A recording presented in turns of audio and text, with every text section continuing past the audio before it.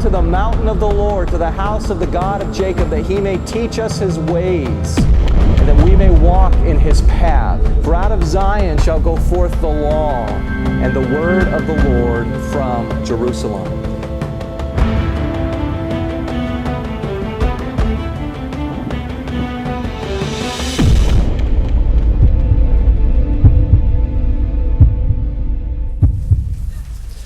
All right, we are in our last, final 2 weeks of our study, and it's been an interesting study. I hope you've enjoyed it. I've certainly enjoyed working through the text of Ruth and seeing some surprising features of this story, so I'm looking forward to these last 2 weeks as we conclude here in chapter 4 and see how it all comes together. We've seen some dramatic moments, and so I'm looking forward to the resolution. Thank you, Steve, for handing out that handout, and as he makes his way around, we will be working through chapter 4, and as you recall, last time we left off with chapter 3, which served really as a counterpart to chapter 2. In chapter 2, we have the frame of two conversations between Naomi and Ruth, and in the middle, an encounter between Ruth and Boaz, and a conversation that ensues. And in chapter 2, it's in the middle of the day, as Boaz invites Ruth to come and take a meal with him and to glean in his fields. And in chapter 3, it's when Ruth approaches Boaz at the threshing floor, and there uncovers his feet or his legs, and essentially asks him to take her under his wing, under his protection. And so that sets in motion a chain of events which we'll see this morning as we work through chapter 4. We want to begin with chapter 4, verse 1, and we'll work down through verse 12. So what I'd like to do is, as we've been doing, I'll read this. This is a translation that I've made, and then we'll just notice some things, some observations that you might pick up as we work through this. And then we want to focus in on how the plan for redemption comes together. So you can follow as I read, beginning in chapter 4, verse 1. Now after Boaz had gone up to the gate, he sat down there when all of a sudden along came the Redeemer of whom Boaz had spoken, passing through. He said, "Turn aside and sit down here, Mr. So-and-so." Now that may be different from a translation you have, but there is actually a translation that says it that way. It's the New Jerusalem something. But at any rate, I'll explain why I've rendered it that way, because this is actually a phrase in Hebrew which is poloni almoni, which essentially is what's called farrago, and that's when you take two words that sound similar and put them together and make a new word, something like hodgepodge, helter-skelter, or heebie-jeebies. So essentially what this means is it's Mr. Such and Such, and there's a point here because the narrator's purposefully omitting his name. Obviously, Boaz probably would have known who this person was if he knew he was a closer kin, right? He wouldn't have not known his name. So deliberately, we're not told the name, and that's important, as we'll see. All right, anyway, continue on. He turned aside and sat down. He took 10 men from the elders of the city and said, "Sit down here." So they sat down. He said to the Redeemer, "The portion of the field belonging to our brother Elimelech, Naomi, who returned from the field of Moab, is selling." Now, this is a very difficult word to translate because it probably carries the idea more of disposing of its rights, or this is the word of the day, usufruct. Okay, I'll explain what that means in a moment. If you're studying law, perhaps you know that term or have heard of it, but it's a good term for describing what is probably actually happening here, because it's difficult to know what is really being sold or leased or what's going on. So we'll explain that as we go through. So I said to myself, verse 4, "I will bring it to your attention by saying, acquire it before those sitting, before the elders of my people. If you will redeem it, redeem it. But if not, report it to me that I may know, for there is no one besides you to redeem it, and I am after you." And he replied, "I will redeem it." 2 words in Hebrew compared to 36 of Boaz's little speech there. Then Boaz said, "On that day that you acquire the field from the hand of Naomi, you also acquire Ruth the Moabitess, wife of the deceased, in order to raise up the name of the deceased for his inheritance." Then the Redeemer said, "I cannot redeem it for myself, lest I ruin my own inheritance. You redeem my right of redemption for yourself, for I cannot redeem it." This was formerly the custom in Israel concerning rights of redemption and transactions or exchanges. To establish every matter, a man would remove his sandal and give it to his counterpart. This served as legal testimony in Israel. So when the Redeemer said to Boaz, "Acquire it for yourself," he took off his sandal. Boaz said to the elders and to all the people, "You are witnesses today that I have acquired from the hand of Naomi everything that belonged to Elimelech and everything that belonged to Chilion and Mahlon. I have also acquired for myself Ruth the Moabitess." This is the last time she'll be designated by that term, Moabitess, in the book. "Wife of Mahlon, to be my wife in order to raise up the name of the deceased for his inheritance, so that the name of the deceased may not be cut off from his brethren and from the gate of his place. You are witnesses today." Then all the people who were in the gate and the elders said, "Witnesses we are. May the Lord grant the woman who is coming into your house to be as Rachel and as Leah, who both built up the house of Israel. May you show strength in Ephrathah and perpetuate a name for yourself in Bethlehem. May your house be as the house of Perez, whom Tamar bore to Judah, from the seed which the Lord will give to you from this young woman." All right, so we have this interesting encounter, Boaz and the anonymous next of kin who's coming through, and the narrator kind of teases us a little bit because he gives Boaz a very long speech. We feel this tension because Ruth had come to Boaz in the middle of the night, and we were hoping that there would be no obstacles, but unfortunately there's a closer relative, so Boaz has to work through this, and the tension heightens as he goes through his speech, and you're wondering what's going to happen. And then the other guy, the no-name next of kin, says, "I will redeem it," and our hearts sink. We think, no, they're not supposed to go together. It's supposed to be Boaz and Ruth, right? So we're worried about that, and then we see how it gets resolved, all right? So as we work through this, I'd be curious to hear from you. What are some things that stood out for you from this particular story? You've probably heard it in the past, but maybe there's something in this fresh reading that stands out to you about the narrative. So any thoughts? Patty? Where did they ever get the idea about taking off a shoe and handing it to the person? It's a smelly shoe. Right. Yeah. That's a good question. I don't know where it originated. I just know that it symbolized, the power of ownership in the sense that you would walk the property. So the sandal was a token that signified some sort of legal transaction. They didn't have, easy ways to make contracts per se. So there was some physical token needed to ensure that you had the rights to that.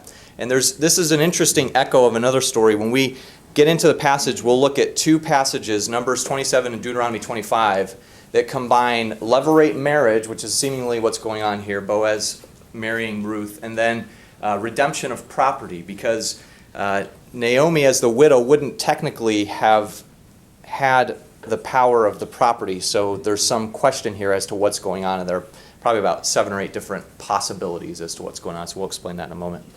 All right, Susan? Where Boaz is going through all this, and then Mr. So-and-so says, "I will redeem it." And then Boaz goes on to say, well, then, the land from Naomi, and you're going to also acquire Ruth, the Moabitess. And then he's like, "I can't redeem it." So it's kind of like, whoa, I don't want her. I don't know, but it's almost, would it be because of her, or because he says that I might endanger my own estate? Right. Can you elaborate on that? I'm trying to think of the word. Can you elaborate on that? Sure.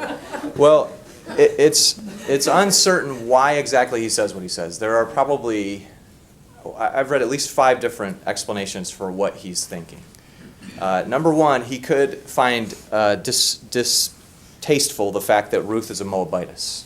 And Boaz emphasizes that. Now, it's interesting, isn't it? In verse 5, he says, "Now, if you get the land, you also get Ruth." Now, I'll just say this, that is a very difficult phrase to translate, and it's not exactly certain what that means. It could be translated about 6 different ways, because not only is that a problem, but then the next verb where it says you acquire, some texts have I acquire. So some think he's saying, if you get the land, I get Ruth, and whatever offspring we have, he inherits the land. Okay, so that would be one option. Another option is it says you acquire it from Naomi and from Ruth, because you could translate it that both of them are owners, but that wouldn't seem to be the case, because a daughter-in-law from a foreign country wouldn't likely be a co-owner on a property. So that's also not. So then another option is, as I've had it translated it here, that you also acquire Ruth. And what's interesting is Boaz here seems to emphasize she's the Moabitess and she's the wife of the deceased. He doesn't say she's a worthy woman, like he said in chapter 3. There's no Proverbs 31 terminology here. So is he saying this because he's trying to downplay her attractiveness? Possibly. I don't know. That would make for a great Hallmark movie. Yeah. Right. It's possible. It's possible that's what's going on. So in any event, I think the point of the narrator is we are supposed to see Mr. So-and-so here in a negative light. And I'll explain why, but particularly even the sandal ceremony, this has echoes from Deuteronomy 25, and we'll look at that in a moment. And that was around someone who refused to marry the widow of a brother, who would have the shoe taken off, and she would spit in his face. Remember that? We'll go there in a moment. All right, so we'll talk about that. All right, any other observations about the story, though, as we went through? Pat? I don't know what it means, but I thought it was rather interesting, verse 12. May your house be as the house of Perez, whom Tamar bore to Judah. It seems like there's a statement with Ruth being the Moabitess, but there's also, it seems, at least now, when we talk about Tamar, there's a stigma about her too. Right. Yeah, this is fascinating. The names that they choose in this benediction is very intriguing because they are names that you might not expect them to choose for various reasons. But for one thing, they put Rachel before Leah. Rachel was the younger, Leah's the older, and Leah is actually the mother of Judah. So she might be expected to be the prominent one in Bethlehem, which is a Judahite city. So does this suggest that Boaz loves Ruth as Jacob loved Rachel? Or is there something else going on? But Rachel and Leah are mentioned, and then Tamar and Perez. Tamar, we know, we've already seen, has a lot of similarities. Her account in Genesis 38, there are a lot of similarities here to the book of Ruth. And in fact, in Genesis 38, when Judah is refusing to give his youngest son to Tamar, you remember the one that had died when he married her, Onan? And the reason being he didn't want to raise up a seed, so he would spill his seed on the ground. The same word is used, waste or ruin, that's used here to describe Mr. So-and-so's lack of desire because he doesn't want to waste or ruin his own reputation. So it seems like the narrator's drawing some themes from Genesis 38 to show Ruth is like Tamar in the sense that she's raising up a royal line. And I think when Tamar asks for the cord and the signet, the staff, that's royal imagery. And here Ruth and Boaz get the sandal. So there seems to be some significance to that. The other thing that's interesting about these particular women is in both cases with Rachel and Leah and then with Tamar, there's tricking involved, or an unexpected partner, if you will. You remember Jacob expects to get Rachel and he wakes up with Leah. Judah thinks he's getting a prostitute and it's really Tamar. And here in chapter 3, Boaz turns over and to his surprise there is a woman. So there are similar themes there that seem to suggest it's an unexpected turn of events where God is providentially orchestrating certain things to turn out in an unexpected or surprise way. So very interesting. All right, any other thoughts? Yeah, Wayne. Interesting, though, that there in verse 12, the highlight is not, may your house Boaz be a powerful and wonderful and blessed house of Boaz, but because the equivalent of that is would have been Judah, but the blessing going to the house of the son. Right. The redeemed son, or we could say maybe rejuvenated line son, and so looking forward not just to David, but then the son of David, Christ is the redeeming son of God, son of man. Right. Yeah. I think that it's transitioning now to the focus is going to be on the offspring. So with Perez, in reality, Perez is a very minor figure in Genesis. We don't really know much about him. It's curious that he's the one chosen. We'll get to that in a moment because in the genealogy at the end of the book, he's the first one. You'd expect them to start with Judah. But they do 10 generations, and it starts with Perez. So there's something about the offspring that's significant there. So interesting. James? Another possible parallel is that both with Rachel and Leah, and then with the whole Tamar fiasco, they're both situations where something bad happened, but eventually good came from it, despite, on the human level, bad things. And of course, in the Ruth story, there aren't really any villains per se, except maybe misfortune and famine in the abstraction. So it's not quite the same as with Rachel and Leah, where Laban actively deceived Jacob, Right. or Tamar and Judah, where a lot of things wrong with that. Right. But there could be the possible idea of may good come from the misfortune that already occurred. Yeah. I think that's a prominent theme in Ruth. I think the opening shows Naomi empty, and by chapter 4, she's refilled. And that seems to be the theme of chapter 4. It's a reversal of events, and so, it's God providentially working through unexpected ways to showcase his kindness by refilling and restoring them back to their proper place. All right, any other thoughts, Dwayne? And that builds very nicely on Matthew 5:3. Mm-hmm. The poor Right, having to be emptied in order to be filled right, by divine providence. exactly. Yep, that's a very common theme, and both physically poor, but, obviously there's also a humility there that I think speaks to that issue. All right, good. Any other? Yes, Hal? Could you also not go back in verse 1? I remember Michael Cox a couple of weeks ago when we were talking about the law. So the reason I'm seeing it as that the relative going back to the law in Deuteronomy 23, where it said Amorite or Moabitess could not come in Right, and take on that responsibility or take a wife. But being under the law, so since that is representative of the law, so then we look at Christ, or Boaz as being a type of Christ here. So they're under the curse of the law. He knows that he can't do that. So right. Christ being a type is a redeemer, so he's Boaz. Yeah. Yeah, that's significant here, the significance of Boaz as a character. So let me just talk about that. And I've said this before, there's a provision in the law that says no descendant of an Ammonite or a Moabite up to the 10th generation may worship in the temple. You're familiar with this provision. And so the question is, well, that would eliminate David, right? He's closer than 10 generations, and he has a Moabite in his line, Ruth the Moabitess. So how is that possible? Is he just flagrantly flouting the law, or is there something else going on? And I think one possible solution is after verse 10, Ruth is considered fully Israelite. She's no longer considered a Moabitess because she's been brought in. We might use Pauline terminology and say she's been grafted in, a la Romans 11. That is to say, she's become part of the people of God. She's no longer seen as the outside woman who's a threat.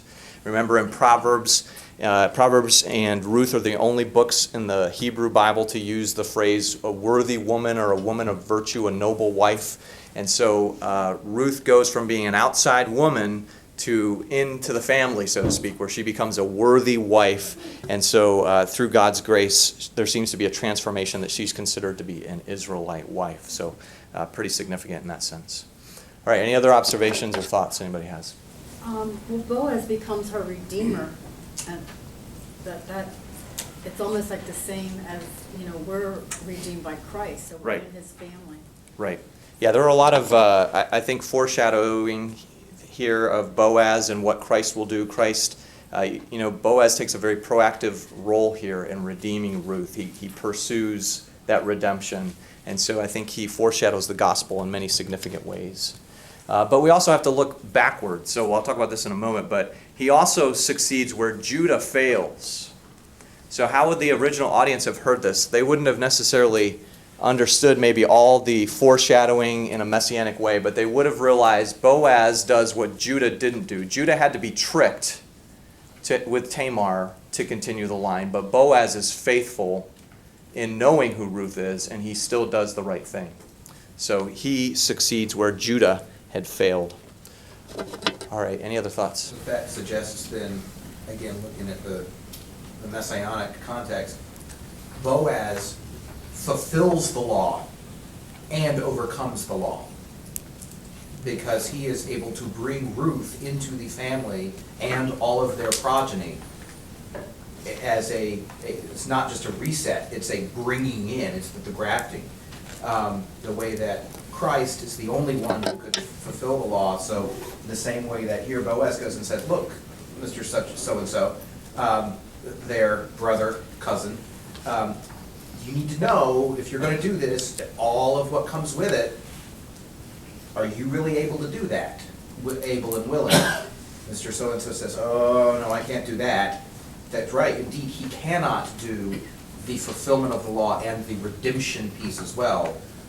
Boaz, looking forward to Christ, can and does in the same way. Right. Yeah, I mean, there's some significance there. That Mr. So-and-so can't get all the way to the redemption, but Boaz is able to do it. So that seems to foreshadow this idea of Christ who purchases salvation, redemption, through his efficacious work. So very significant. All right, well, let's just work through this then, if I don't see any other hands. And I'll say some things, and then we can, if you have questions as we go along. All right, so verse 1, you remember, where are Ruth and Naomi? We left them in chapter 3. Do you remember what they're doing? They're having a conversation there. And the contrast is, what does Naomi say to Ruth? Do you remember at the end of chapter 3? What's that? Wait, my daughter. Okay, wait, my daughter. Literally, it's sit down, my daughter. Sit here and wait. So we have a contrast. Ruth is sitting at home waiting, and Boaz, what is he doing? He's going to the gate to sit down there. Now, this term sit down is very significant. You notice how often it's repeated here in the first few verses. Boaz goes up to the gate. Why does he go up? Well, the city's usually on a higher area, so you would walk up to that place. Now, why is it the gate? What's significant about the gate? We've talked a little bit about this, right? This is where the leading officials of the city would sit and transact business and do different things. And in fact, most ancient excavation sites show that there are gates that were built into the area around the walls, so they would sit there and they would conduct their business. All right, but as we notice here, Boaz sits down, and then literally the Hebrew says, behold, here comes the Redeemer. Okay, so this idea is perchance, randomly, if you will, wink, wink, here comes the Redeemer. You remember that the narrator had said this earlier, that Ruth, by chance, found the field of Boaz. So we have, too many coincidences here just to be coincidence. Obviously, this is divine providence, so the Lord is orchestrating these events. So he is coming through, and Boaz says, turn aside and sit down here. Now, as I said, we would expect him to know the name, so the name has been deliberately left out. This becomes significant because if you really read this passage carefully, the word name is used very frequently. In fact, I would say it's a point of emphasis. There are two words that are probably the key words in this context. One is witnesses, and the other is name. So the fact that this man doesn't have a name suggests that he's to be kept in obscurity. He didn't do the right thing in redeeming the line to perpetuate the name, therefore his name is not perpetuated. And we don't know who he is. In a literary way of speaking, he's a very flat character, in the sense that his principal role here is just to serve as a contrast to highlight Boaz's own chesed, his love for Ruth. Foil. A foil. Thank you, Ahmed. You get an A. All right, so he's a foil to Boaz. All right, so Boaz comes in, and what always strikes me as I read this is what Boaz does in verse 2. All right, so he takes 10 men, he says, sit down here, and they sit down. Now, is there any significance to that? Okay, it's a quorum, right. So 10 men, from history that if there were 10 Jewish men in a given city, they could have a synagogue because they had a quorum. Okay, so he gets 10 men. Also, what else do you notice about Boaz? Is he just passively waiting there for something to happen? All right, he's taking the initiative, the prerogative of assembling the quorum. It's almost as if Boaz is a very significant man, and when he speaks, people listen. It's almost like royal imagery here where he's saying, you come, and they come. And they sit down, and court is in session, and now we're going to have this showdown between the two. All right, so then he begins this speech. And in verse 3 and 4, he has 36 words that he says, and we're kind of in suspense until we know how this is going to turn out. So he begins by focusing, he says, the portion of the field that belongs to our brother Elimelech. Now, this is a literal translation, but is Elimelech probably actually their brother? Probably not. They're probably cousins perhaps, or somewhat more distantly related. But brother is a common way of addressing relatives in a broader context. You know, we somewhat use the word brother in that sense. So it's a brother Elimelech. He's a kinsman, maybe not an immediate brother, but he's the point of concern here. All right, so this portion of the field, Naomi, who returned from the field of Moab, is selling. All right, we want to talk a little bit about what this means. Because the question comes up, if Naomi has this property to sell, why have they been gleaning? Right? Does that make sense? In other words, if she owns property, why does Ruth have to go out in the field and scrap by and try to get whatever she can get? Wouldn't they just use that property? So the question becomes, what is going on here? Does she really have a plot of land that she's trying to sell? Or should we understand this in a different way? To try to explain this, I want to look at two passages that I think will help us. If we turn back to Numbers 27, we'll start there. And this is a passage that deals with inheritance rights. This is a unique situation. Remember this man Zelophehad, who only had daughters. And so they were concerned because they didn't want to be left out of the inheritance even though there were no sons. So they make a special provision, Moses does, for these daughters. And let's go to verse 5. Moses brought their case before the Lord. The Lord said to Moses, the daughters of Zelophehad are right. You shall give them possession of inheritance among their father's brothers and transfer the inheritance of their father to them. Okay, so then, verse 8, then, and you shall speak to the people of Israel, saying, and here's the law, if a man dies and has no son, you shall transfer his inheritance to his daughter. All right, let's try to picture this on the board to see if we can understand what's going on. Okay, so we have a father, okay, and if he dies, it goes to the son, right? What happens if the son dies?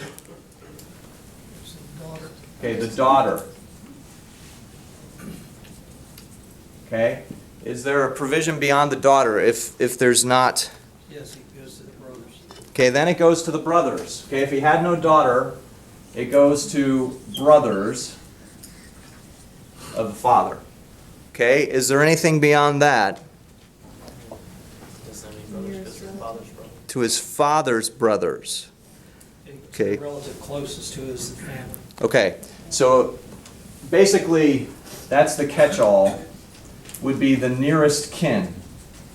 Okay, so we're dealing with uncles and cousins and all of this. If all of these situations don't work out. So we know with Elimelech, what happened? He died, Mahlon died, we don't know that they had a daughter. We're not sure if they have brothers because it's unclear if maybe Boaz and Mr. So-and-so are brothers, but it's not specifically clear. It would seem instead that they're nearest kin. That's the type of language Boaz uses in chapter 3. He says, there's someone closer than I. So it seems that we're falling here into the realm of a nearest kin situation. All right, but this passage, does it have anything to do with marriage? What is this passage really about? Keeping it in the family? What is it? Keeping it in the family? Keeping what? The land? Okay, land. Right, so this is about land in particular. We don't really see anything in here about marriage.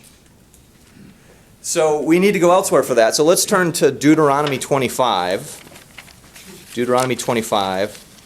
Because in Ruth we have a curious mixture of land inheritance procedures with levirate marriage.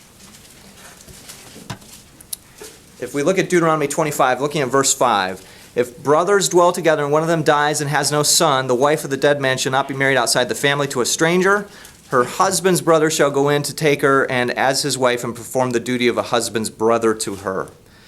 Okay, so if we have a man here, okay, we'll just call him husband.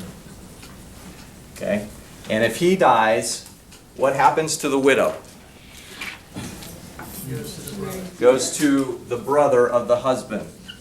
Okay? And what is the brother of the husband supposed to do? Have an heir. Okay, right. Have an heir, produce offspring. Verse 6, the brother, the first son whom she bears shall succeed to the name of his dead brother, that his name may not be blotted out of Israel.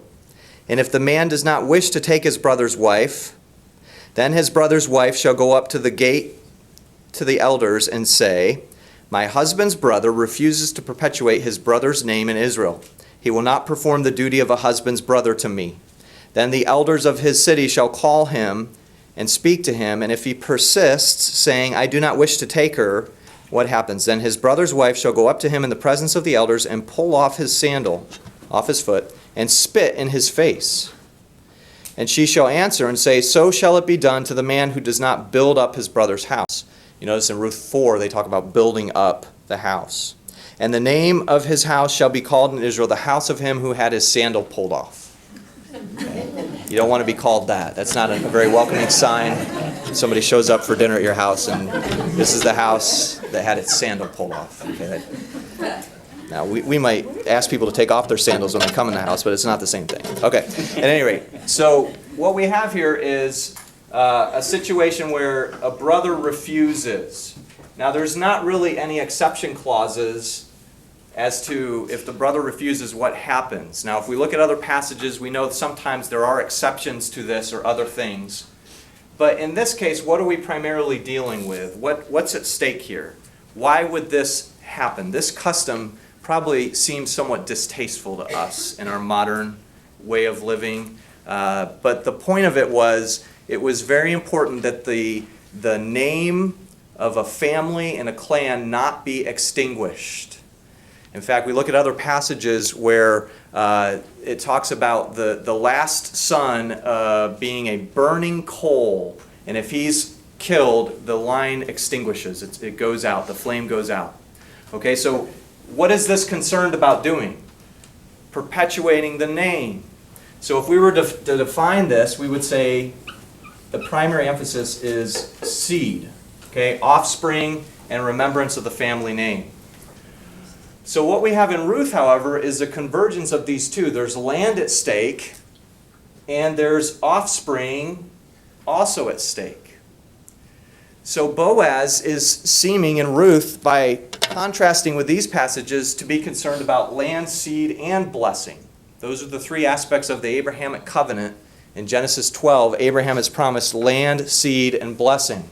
And Boaz is going to be the agent to bring that blessing because he's pursuing Ruth in order to win her over. Okay, so let's go back to Ruth chapter 4. Okay, so if all this is the case, where does the widow fall in this? Okay, do we see the widow anywhere up here? Okay, there's a daughter, but by and large, this is what we would call an androcentric, a male-centered inheritance scenario, right? The men primarily are the ones to inherit. Okay, so where does the widow fall? Well, she's not exactly in here. So this makes for a difficulty. The difficulty is this: how does Naomi have the right to the land, or what's going on? Does she really own the land, or does she simply have land use rights?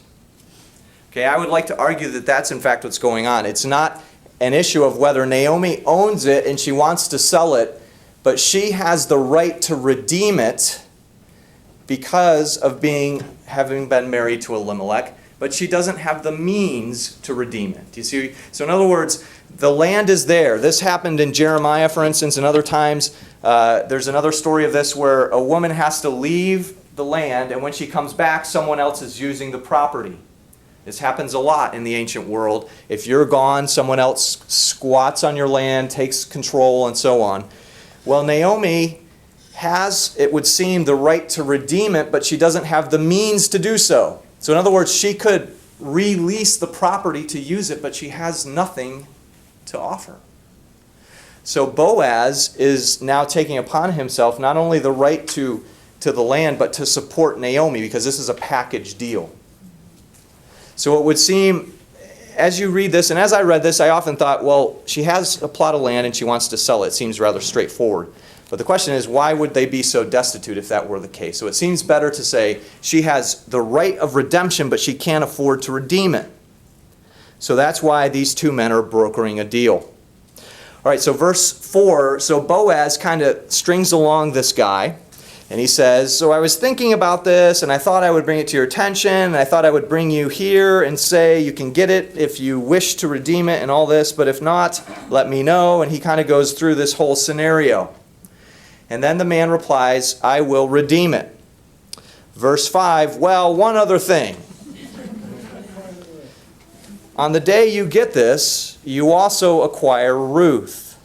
Now, I've talked a little bit about this. There are several ways to understand this particular phrase.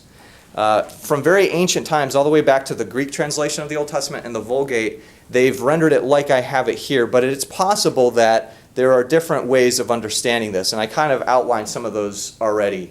I think the best solution is probably to say, Boaz is saying, if you get the land, you're also required to marry Ruth and raise up a seed.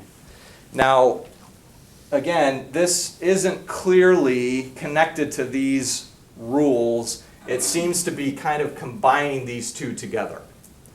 So all that to say, some of these issues are insoluble. It's not certain why they put these together. There seems to be some flexibility in how these laws are applied in certain cases.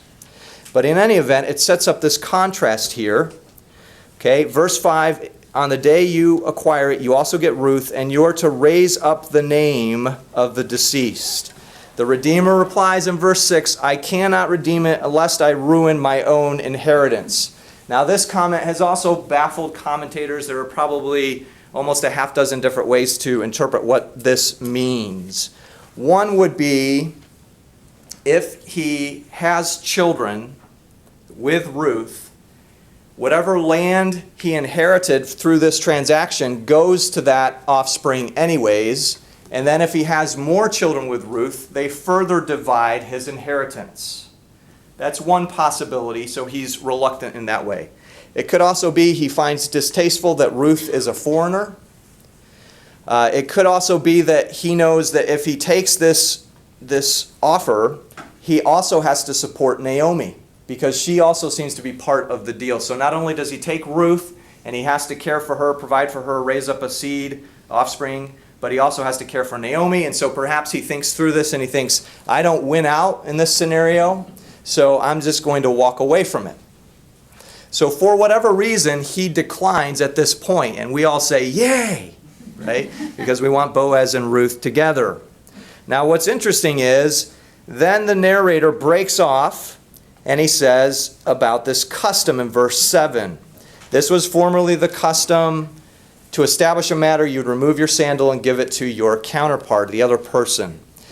Now, does it seem that this is using a sandal in the same way that Deuteronomy 25 would use a sandal? Okay, no, there's a bit of a distinction here, right? In Deuteronomy 25, the widow comes up to the man, takes off his sandal, spits in his face, and says, you're a bad man, right? And you're known as the man who had his sandal removed. Okay, so this seems to be a different custom. At the same time, if we already have deliberately not been told what the man's name is, and now we couple it with the fact that the sandal is removed, should we have a negative view of Mr. So-and-so? What do you think? Is he should we just kind of have a neutral, it didn't work out for him, he walks away, everybody's happy? Or do you think the narrator is telling us, yes, what he's doing is a failure of what the man of integrity should do? Any thoughts? Bruce? I think it's kind of nice that he did that, in that God put all of these provisions into place in these generations past so that this moment could happen, so that Ruth and Boaz could come together, so that they would have a son who would have a son who would become the king of Israel. Right. It's so God to do that. In fact, if you go back to Deuteronomy 17, he set up provisions talking about what the king shall not do. Israel didn't even have a king for several more generations. Right. But he had provision in place anyway. Right. So, Yes, we can certainly be thankful that this was the outcome, because Jesus comes through the line, and more immediately, David comes through the line. And so Boaz, Boaz here is seen as, the progenitor of that royal line. All right, any other thoughts? Judy? Well, the fact that throughout the book, the narrator has made a point in commendating Boaz for his character and that he's a worthy man. And here there's no such commendation on Mr. So-and-so. It seems Right. like a stark contrast between the character and integrity of Boaz versus this one. Right. Well, the book has certainly fixated on the names of people, right? So whenever a name is given, it's very important. And we saw that with Boaz in chapter 2, and the meaning of Ruth, the meaning of Naomi. There's a wordplay on her name. So it seems that at least it perhaps gives a negative connotation in some sense. But the narrator doesn't fully develop this, but we at least know he lies in obscurity and his sandal is removed. And those are the two big things that seem to be characteristic features of this individual. All right, so Dwayne, did you have a thought? Looking forward to an encounter Christ had with the rich young ruler, who seems, at least maybe there's some comparisons of the fellow who seems to be doing everything, and then Christ says, okay, now one more thing you need to do, by the way, Right, sell all you have and come follow me. right, Here, the Mr. So-and-so, okay, yep, you're the one, but you need to know you're going to need to put things at risk. right, Whereas Boaz is willing right, to put himself and his line and his progeny and his household, everything at risk right, to rescue the otherwise perhaps unredeemable. right. There's a lot about Boaz we don't know, right? So we know he's a man of great standing, but we don't know what he risks by entering into this union with Ruth, but he seems to have no qualms about it. So in other words, he to me seems to be the man of faithful love who, in spite of the potential risks, in spite of whatever connotations may ensue of marrying a Moabitess, he's confident he wants to pursue this. And so yes, he's a picture of faithful love, the faithful love of God, and ultimately the faithful love of Christ, who likewise obeys the will of the Father in order to secure redemption in a way that saves people. He's our Lone Ranger. Our Lone Ranger? Okay. Yeah, maybe we could say it that way. All right, so Boaz comes in and he redeems, and our time is up. So we'll just sum up here. We have this last little bit here where the blessing, the benediction follows. We mentioned already, it's interesting they pick the particular names that they pick, but the point is they are to raise up a line so that the name may not be cut off, as verse 10 says. This was a common concern. There was a tradition in Jewish circles that if the name of a person was never mentioned, they were forgotten in oblivion, in obscurity. So there was a grave concern to perpetuate the name. And so this is how God snatches from the embers the royal line, and he re-fans it into flame, and it will come to fruition in David, as we see. So it looks like things are about to fall apart, and God is in control the whole time, right? His sovereign providence and bringing these details together. And we can rejoice. As I've said before, what happens in this obscure little village in ancient Israel affects all of us sitting here today. We wouldn't be sitting here today if this hadn't happened, right? Because Jesus came through this line to save us from our sins. So we're thankful. We can rejoice in that. So let me just end by saying I have down at the bottom there some application principles. I have some stuff on naming and the significance of naming in that main idea part. You can look at that. But application principles, we can be thankful that this is a picture of the gospel. Boaz does what Judah fails to do. He is a figure who foreshadows Christ. And then on the personal level, he shows love toward outsiders, right? That's something we all need as we think about our own lives. How can we show kindness and love toward the outsiders, the widows, the orphans, those less fortunate? What are we doing to show care and compassion and concern? So that's something we can think about as we apply this throughout the coming week. All right, any final thoughts or questions?